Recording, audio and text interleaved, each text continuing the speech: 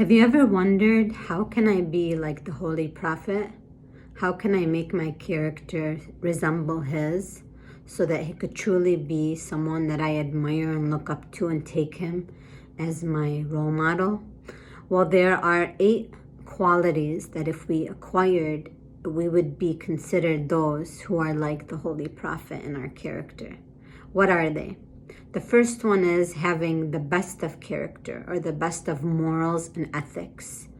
This is extremely important in today's day and age, is being someone that's ethically and morally sound. Number 2, being soft-hearted towards people. So many of us have lots of friends, family, we know people, but we have to ask ourselves, are we soft-hearted when we deal with people? Are we easily connected to them and easily loving towards them, or are we harsh and are we rough? Because the Holy Prophet was extremely soft-hearted. Being most merciful and beneficent to our relatives. There's nothing more important nowadays than what is called Silat al-Rahim, or having close relations with our relatives. So keeping in touch with them, being merciful, visiting them, staying in contact on WhatsApp, on Eid, on the weekends, calling, checking up, showing that blood relation is very important. Having most intense love for brothers in faith. So something that we learn is called social wilaya. Social wilaya is when you have intense love and connection to someone that is not your brother through blood, but through your faith. You share the same beliefs, you share the same creed. So when you show your brother in faith that you love him, you check up on him, you take care of him, you're there for him when he needs you, you're loyal, you're honest, you uphold justice with him. That's one of the characteristics of the Holy Prophet. Being most patient in regard to the truth. So we know patience comes in different forms. You can be patient on things that you dislike. You can be patient on things that you like, and you can be patient on the wajibat acts. So being patient on the things that you dislike means, like, for instance, you're really tired and you don't feel like praying, but you get up and you force yourself to pray because you know it's the right thing to do. Or being patient on what's haram, meaning like you might see something or someone and they're trying to entice you to do something that is against your belief, but you withhold and you refrain because you don't want to displease your Lord. These are some examples of being patient with the truth.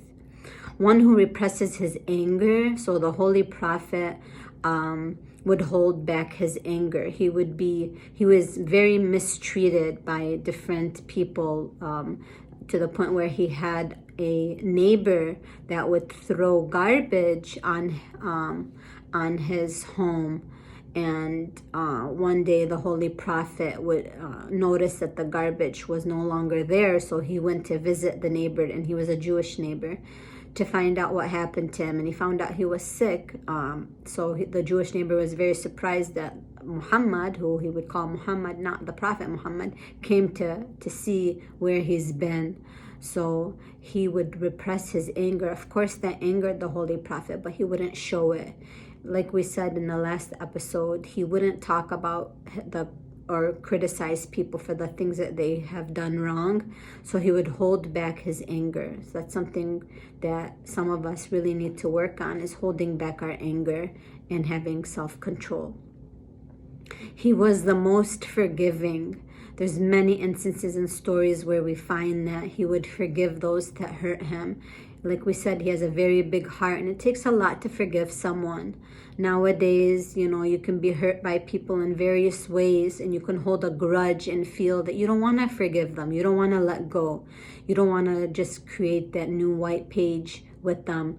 But that takes a lot of patience, a lot of self-restraint, a lot of high character, actually, to be one that forgives others and just overlooks the pain that they've caused you and move on. It takes a lot from you to do that. So that's how the Holy Prophet was. And he was most intense in upholding justice and pleasure and anger. So when he was pleased and if he was angered by someone, he would be very just towards them. So we learn that, when you're angered, it's sometimes really hard to give someone their rights or to be just with them, and to make sure we treat them the way they should be treated and give them what they deserve and what is rightfully theirs, honor them, respect their life. So this is how we find that he was treating people. So something that I read that I thought was really sweet that I wanted to share with you is when people saw him for the first time, they were awed by the presence of the Holy Prophet. When he mingled with them, they would immediately love him. So he had this mesmerizing character that people would love him right away, and they were awed by him. Someone said that I've never seen anyone like him before him or after him. He was so unique. So these are some of the things that we learned from him, and he was really a special man, an honorable man, one that we take every day and we send our blessings towards him. And Allah says in the Holy Quran, إن الله وملائكته يصلون على النبي يا أيها الذين آمنوا صلوا عليه وسلموا تسليما اللهم صل على محمد وآل محمد. Verily God and his angels send blessings upon the Holy Prophet. O you who believe, send your blessings upon him and salute him. So God sends his blessings to the Holy Prophet in the Quran, and he commands us to always say Allahumma salli ala Muhammad wa ali Muhammad. So I hope you enjoyed today's lecture, and please comment on the video letting me know your thoughts. I would love to hear what you have to say, and if you have any videos that you could recommend or that you would like to hear any topics about. Thank you so much. Assalamu alaikum.